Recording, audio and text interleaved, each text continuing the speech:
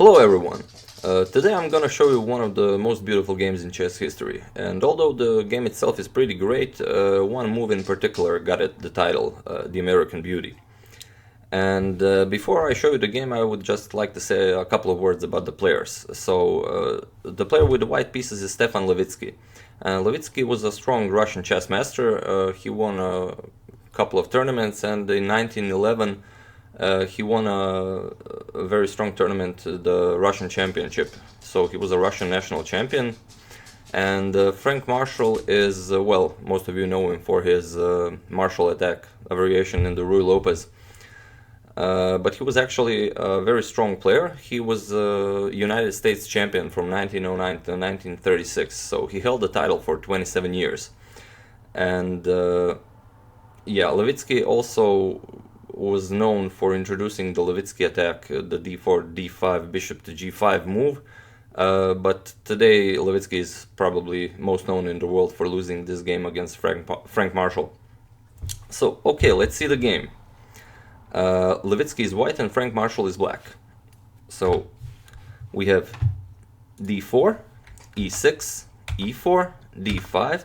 So not the right move order, but it transposed into the French defense. Knight to c3, c5, knight to f3, knight to c6, e captures on d5, e captures on d5, bishop to e2, knight to f6, white castles, bishop to e7, bishop to g5, Marshall castles, d captures on c5, bishop to e6, and now knight to d4. We have bishop captures on c5, knight captures on e6, and f captures on e6. Bishop to g4, queen to d6, protecting that pawn on e6. Levitsky plays bishop to h3, moving him away from the knight. And here Marshall plays rook a to d8. And if you look at this position, you can already feel that white did at least something wrong, as all of black's pieces are fully developed, and he has this nice open f-file. And, well, white's rooks are pretty much doing nothing, and, well, this bishop on h3 is looking pretty, pretty weird.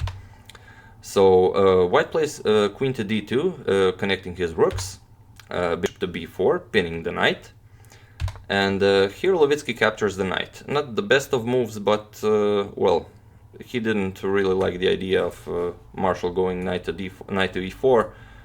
And this bishop on g5 wasn't really doing anything much, so he captured bishop on f6, rook captures on f6, rook to d1, queen to c5, pressuring that c3 square, queen to e2, and by playing this queen to e2, Levitsky is giving up a pawn here, but his queen is pretty much useless on d2. So Marshall captures the knight on c3 and wins a pawn. B captures on c3 and queen captures on c3. And rook captures on d5. So with this little trick, Levitsky wins a pawn back. But Marshall plays knight to d4, attacking the queen. And here we have queen to h5, attacking this rook on e8. And here Marshall plays rook to f8. And Marshall is threatening to capture the pawn on f2, because, for example, this rook is attacked. If Levitsky plays something like rook to d7, then rook to f2 is completely winning after rook captures queen to e1, and this will be mate. So in this position, when Marshall played rook to f8, Levitsky actually plays the strongest move, the move the engine is recommending. He plays rook to e5. And in this position, well, sadly for Levitsky, this rook to f2 move is still pretty much available, because if the rook captures, then queen to a1 will give us the same result. But if Marshall played rook captures on f2 here, then, well, millions of books today would be missing this beautiful game that Marshall played. So Marshall had another idea. He played rook to h6, attacking the queen. And, well, he's actually not attacking the queen will move, but he's actually attacking this bishop on h3. The bishop can't be defended. If queen plays something like queen to g4, then this knight to f3 check will be, well, pretty bad for white, as the queen will capture this rook. So after Marshall played rook to h6, Levitsky played queen to g5 as to protect the rook. And now Marshall captures. Rook captures on h3. And of course, in this position, White can't capture the rook, as he would be punished by knight to f3 check, picking up the queen. And in this position, Levitsky tried rook to c5. And well, this position is completely winning for Black, and Black has a number of ways to win this game. But Marshall finds the most beautiful way to do it, and Marshall plays queen to g3. And this is the move that awarded this game the title, the American Beauty, and it is said that after this move was played, well, the spectators showered the board with gold coins. Now, whether this is true or not, I can't really say. Some say it is, some say it isn't. Of course, I would like to think it is, as it's a great story. But the general opinion is that, well, those were probably wagers, because people, you know, bet on this chess game and they put their money on Levitsky. So let's see what happens here.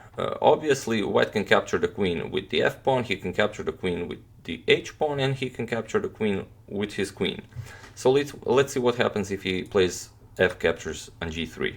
Well, he gets this knight to e2 check. The only move is king to h1 because of the rook on the f8, so king to h1, and rook to f1 is checkmate. So let's see what happens if this pawn on h captures the queen. Well, then simply knight to e2 is checkmate immediately. So only move left is what happens if the queen captures the queen. So we have queen captures on g3, we have knight to e2 check, king to h1, we have knight captures the queen on g3. This h-pawn cannot take the knight because it's pinned, and well, if this pawn captures the knight, then rook to f1 is checkmate. And the only move after Black captures the queen is play king back to g1, but now knight captures on f1, and after g captures on h3, simply knight to d2, and well, Black is up a piece and completely winning.